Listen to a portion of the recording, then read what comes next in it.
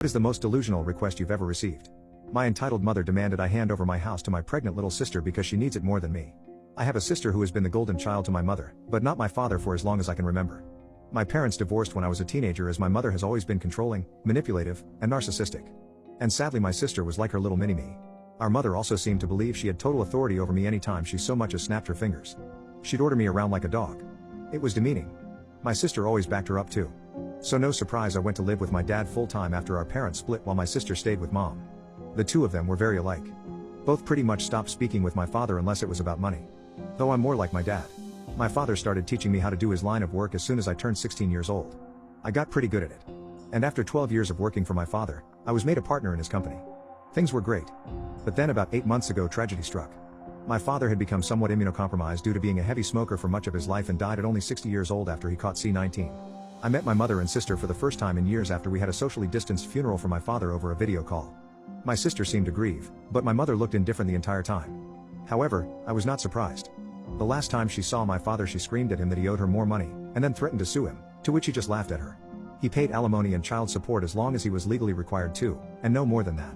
And he even put $30,000 toward my sister's college fund.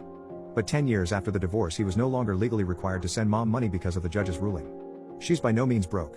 She works the same job she has had for nearly 3 decades, fully owns the old family home we used to share, and even rents out 2 of the rooms in it to Airbnb regularly. Sometime after the funeral my dad's will was read.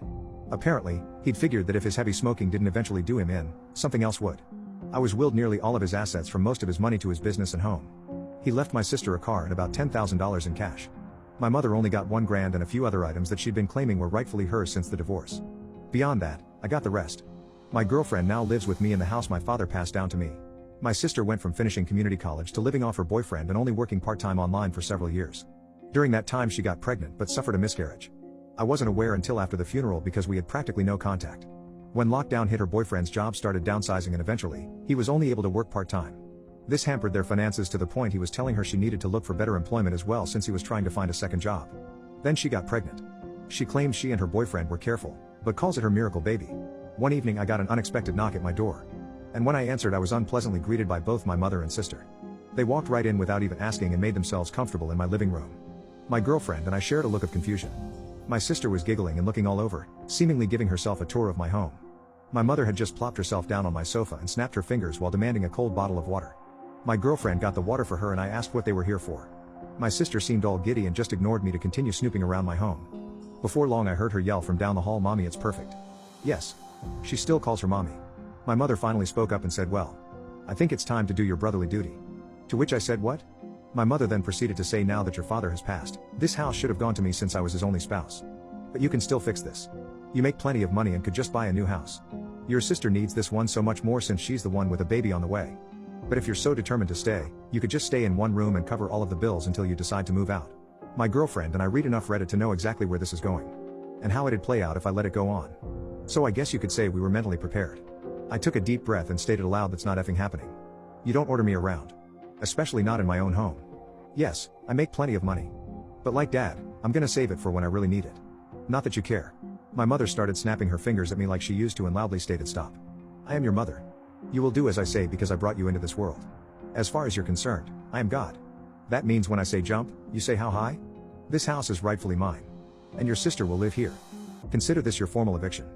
But since I'm gracious, I'll give you 2 weeks to pack your bags and transfer the deed to me." In the back of my mind, I'm thinking this can't be real. I just grabbed my cell phone and started dialing. My mother quickly stood up and yelled, "What are you doing?" And I retorted, "I'm doing what I should have done as soon as this started. I'm calling the cops to get you out of my effing house." She started swiping at me and managed to knock my phone out of my hands. Then she proceeded to try and stomp on it. But I was quick enough to snatch it up before she could.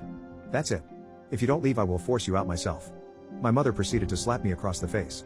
And I returned the favor twice as hard backhanded. So much so that I ended up knocking her back down onto the couch. She held her hand over her reddening and smeared makeup face in total shock. And then yelled, "How dare you?" I went back to my phone and said that if she didn't leave, I would have the police come and remove her by force.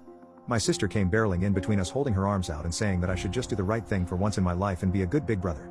I snapped and said, "Oh really? I'm the bad sibling? I had to do all the chores in the house while you just sat on your butt doing nothing all day.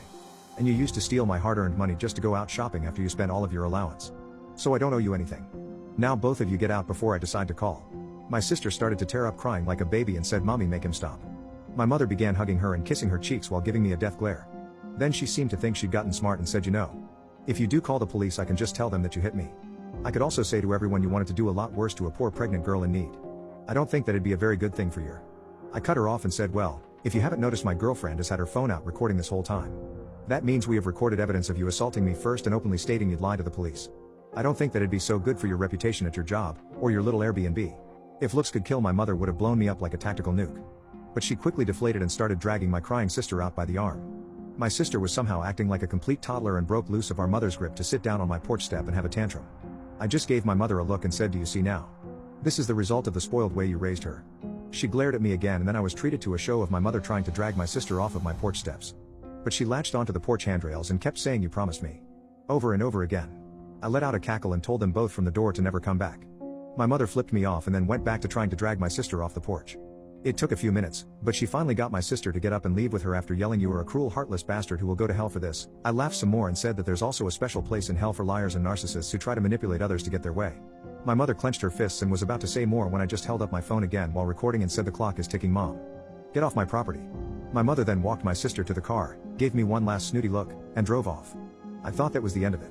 But letting things go was never something my mother would do. After a few days, I started getting messages from people I know and some relatives online. A lot of them were furious with me. But others just had questions about what was going on. I tried to check my Facebook, but couldn't see anything they were saying because my sister and mother both blocked me on their social media. But my girlfriend could still see everything because they kept their profiles set to open. We screenshotted everything. Both of their profiles had posts calling me a greedy, heartless jerk who stole the house that was meant to be my sister's inheritance by paying off the lawyer who handled Dad's will. It was a complete lie and they both knew it. I called my lawyer, who was also my father's lawyer and a trusted family friend.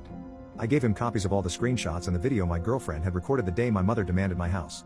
He sent them a letter I told him to write via express mail that had to be signed for. So I know they got it. My mother called me in an absolute fury the same day the letter was delivered.